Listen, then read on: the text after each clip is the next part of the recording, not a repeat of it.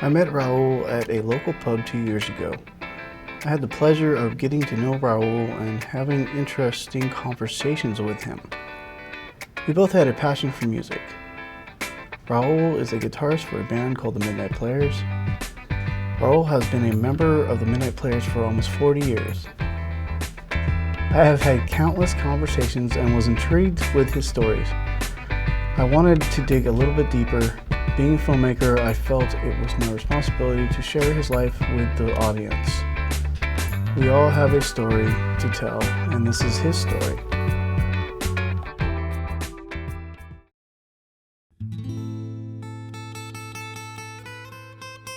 I'm the son of a Mexican immigrant. My father was named Alejo Mejia. He was born in Jalisco, Mexico, and he immigrated to the U.S.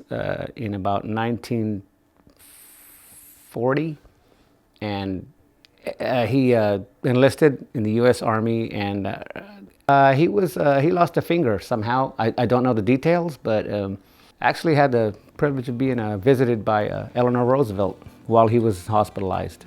My mother was from the same city, from Mexico. Unfortunately, I'm the only musician in the family. I don't know how that worked out, but somehow along the line, I grew a serious interest in music. I just loved it. Coming out of high school, I recall, not being able to attend big acts that would come to town, and I had an opportunity to go watch Earth, Wind and Fire. Of course, without my parents' approval, I managed to obtain some tickets and attend, and I was just blown away.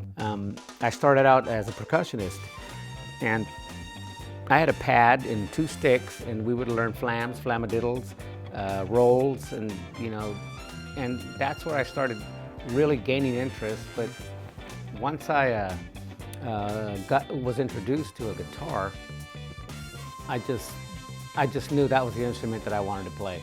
Playing the guitar came with a friend of mine, an old neighborhood friend of mine. His name is Juan Rocha.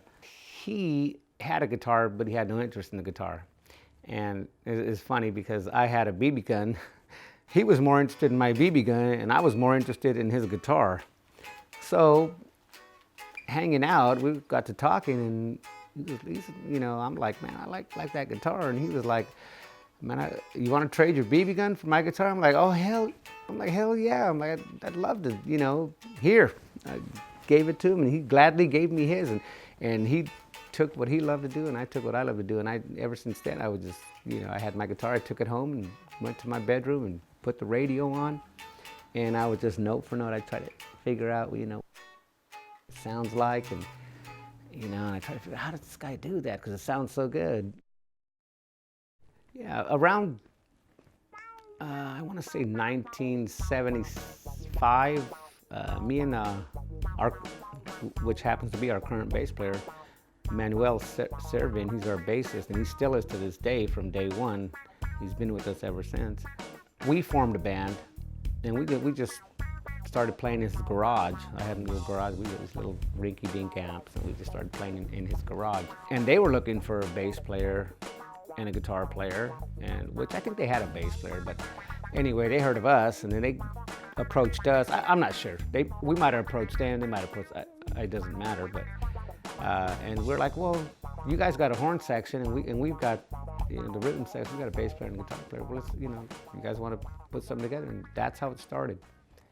We kind of started begging for gigs. A lot of them were freebies, charities. We donated our time, to medical charities, cancer fundraisers. If I'm not mistaken, I'm going back quite a ways. Our first gig, I believe, was in Ileton, California, where we played on a flatbed semi-trailer for I believe it was I don't know, it was some type of festival, and that's where we got started. Me and our bass player, we had our own group, and then we joined up with Rudy Betancourt, Michael Sellers, Roy Betancourt, Jimmy Betancourt, and the Betancourt brothers, and myself and Manuel had our own group, and we kind of joined them together, and that kind of formed the Midnight Players as what we are today. A huge influence on the Midnight Players was groups out of the 80s, probably. I want to say not necessarily just the 80s, just because we started in the 80s or late 70s, but it was actually groups like Midnight Star and Ohio Players, which I believe kind of influenced the name Midnight Players from Midnight Star, Ohio Players, Midnight Players. So we kind of took, we didn't steal their name, but, we took a little of this and a little of that, because that was our influence. And we've had the privilege and honor of opening up for big acts, including War, Evelyn King. One of the highlights of our history was having the privilege and honor to be a part of a fundraising event for the UFW, which is United Farm Workers, of course, a fundraiser which was held here in Sacramento and attended by the late, great, and since gone Cesar Chavez. We had the honor of playing that night and meeting him and taking photographs with him, and we talked to him briefly. Of course, he was a busy man, couldn't talk to us extensively, but nonetheless had the honor of meeting him because he was such a great influence on our culture, our heritage, and the movement that was going on in those days, and which continues to go on to this day.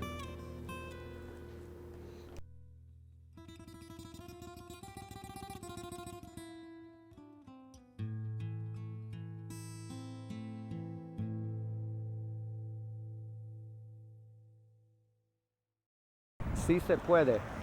There's an engraving on the front of the statue which says si se puede. This means in Spanish, it can be done.